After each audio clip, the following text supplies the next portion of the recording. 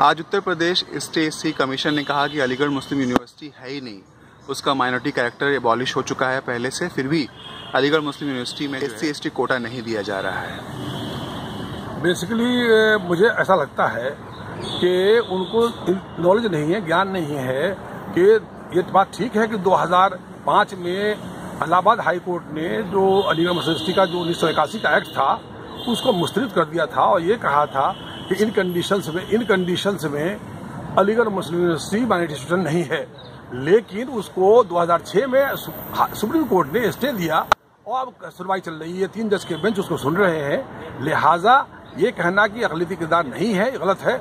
अक़लियती किरदार है, बावजूद इसके अक़लियती किरदार के अलीगढ़ मुस्लिम यूनिवर्सिटी ने मजहब के नाम पर रिजर्वेशन नहीं दे रखा है। वहाँ पर जो रिजर्वेशन है वो इंटरनल के नाम पे है, इंटरनल का रिजर्वेशन होता है। जो वहाँ से तालीम हासिल करते हैं उनका रिजर्वेशन 50% होता है। उसमें नॉन मुस्लिम भी होते हैं, शेड्यूल कास्ट भी होते हैं, शेड्यूल ट्राइब्स भी होते हैं, मुसलमान भी होते हैं। तो इतनी सारी जो आवाज़ उठ रही है, कमीशन भी आ चुकी है बीच में, एसटी कमीशन जो दावा कर रही है कि वो चूँकि सिविल कोर्ट्स के राइट्स हैं, उसके पास अधिकार हैं, तो वो सुप्रीम कोर्ट में केस पेंडिंग है, उसमें कोई इंस्टीट्यूशन या क्वासी जुडिशरी जो है एक्शन नहीं ले सकती है। अब सुप्रीम कोर्ट का जो फैसला आएगा उस पर देखा जाएगा।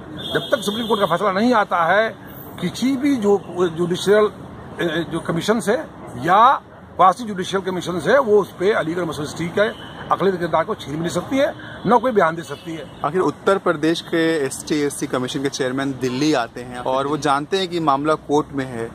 ये पूरा जो सिनेरियो है आने का और इस मुद्दे को उठाने का, क्या आप इसमें कुछ पॉलिटिकल भी महसूस करते हैं? प्योर पॉलिटिकल है। 2014 के बाद जो हालात बना रहे हैं मुल्क के, पहले लव जिहाद के नाम पे, फिर नया शुरू किया इन्होंने काउ प्रोटेक्शन के नाम पे, फिर उसके बाद अलीगढ़ मुस्लिम यूनिवर्सिटी में शाखा खोलने का, फिर जिन्ना का पोर्ट्रेट, और अब ये अलीगढ़ मुस्लिम यूनिवर्सिटी में दलितों का रिजर्वेशन की बात करना, ये सब एक सियासी प्रोपेगेंडा है और उसी का फायदा उठाने की कोशिश कर रहे हैं।